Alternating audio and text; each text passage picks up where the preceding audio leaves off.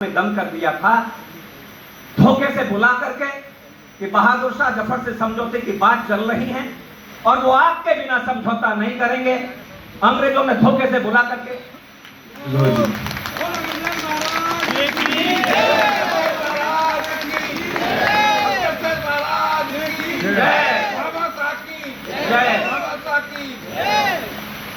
जय श्री राम, जय श्री राम।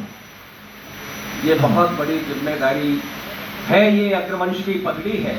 इसका मान सदैव अक्षुण्ण रखने की कोशिश करूंगा, जीवन पर्यंत उन सिद्धांतों पर चलने की कोशिश करूंगा जो आप लोग जिन पर चलते हैं। महाराजा साहब, मैं जो बात कह रहा था,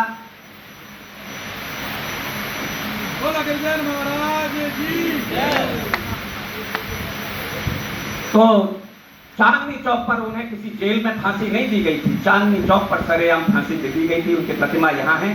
दोस्तों, एक कविता पढ़ने का मन है मेरा। स्वागत। अमर क्रांतिकारी चंद्रशेखर आजाद पर अब 28 सितंबर प्रारंभ होने जा रहा है और 28 सितंबर शहीद आजम भगत सिंह की जयंती है। उनको प्रणाम करते हैं, अपने तमाम शहीदों को प्रणाम करते हैं। मुझे बताना कि मैं किस देशभक्त लोगों के बीच में कविता पढ़ रहा हूँ। एक आपके शोले, एक ऐसी चिंगारी के नाम कविता पढ़ता हूँ जिसने बहुत छोटी सी उम्र में पहली बार गांधी जी के सिद्धांतों पर चलते हुए अंग्रेजों की अदालत में गिरफ्तारी की, 15 बैतों की सजा मिली, बदन के कपड़े फट गए तो फिर बदन पर कपड़े नहीं पहने, इस मुल्क की मिट्टी को मुट्ठी में लिया, एक शपथ लिए, घोषणा की कि ब्रिटानिया सरकार के कारखाने में कोई बुलेट ऐसी नहीं ढली जो आजाद के सीने में उतर सके। ब्रिटानिया सरकार के कारखाने में कोई कंक्रीट ऐसा नहीं बना जिससे बनी जेल में आजाद को कैद रखा जा सके।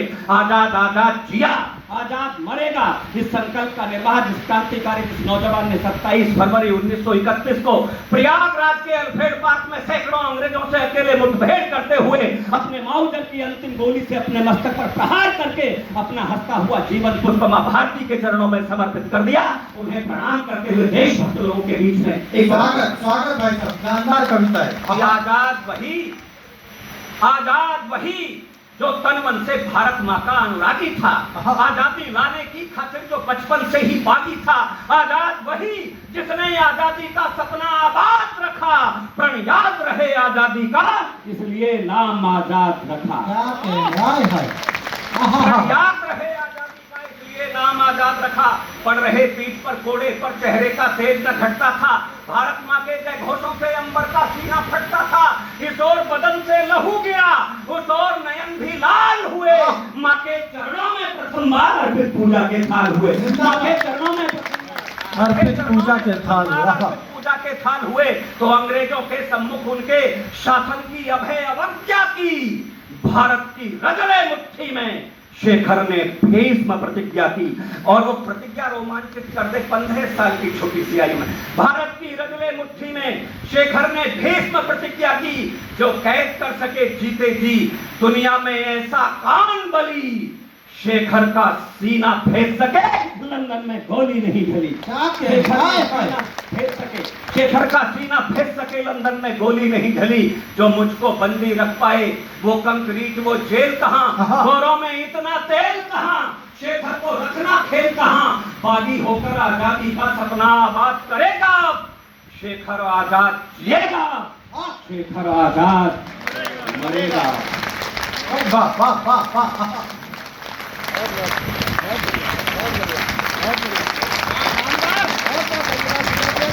बहुत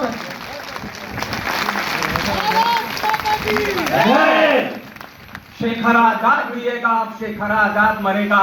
फट गए बदन के कपड़े तो शेखर ने बटन नहीं पहने, धोती जनेऊ और पिस्टल ही हो गए सदा को बस कहने। पथरीले रथ पर निकल पड़े, पथरीले पथ पर निकल पड़े, फूलों को छोड़ चुने काटे, शेखर ने ब्रिटिश हुकूमत के गालों पर रोज चढ़े चाटे। मुठभेड़ यहाँ मुठभेड़ वहाँ, सत्ता के पांव उखाड़ दिए, गोरों के मन में फेंके और चिंता के भाले गाड़ दिए, गोरों के मन में फेंके और चिंता के भाले गाड़ दिए। आजादी के रण की खातिर कर व्यूह और संगीन लिया, आजादी के रण की खातिर कर व्यूह और संगीन लिया, लंदन जा रहा खजाना जो वो काकौड़ी में छीन लिया। 17 साल की उम्र थी और उस घटनाक्रम का नेतृत्व करने वाले 4 लोग और भी हो सकते थे जो आयु में बड़े थे। पंडित राम प्रसाद बिस्मिल, अशफाक उल्ला खां, ठाकुर रोशन सिंह, राजेंद्र लहड़ी जैसे क्रांतिकारी थे। उसमें 17 वर्ष की उम्र में आजाद ने नेतृत्व किया। काकोरी घटनाक्रम का शताब्दी वर्ष मना रहे हैं हम।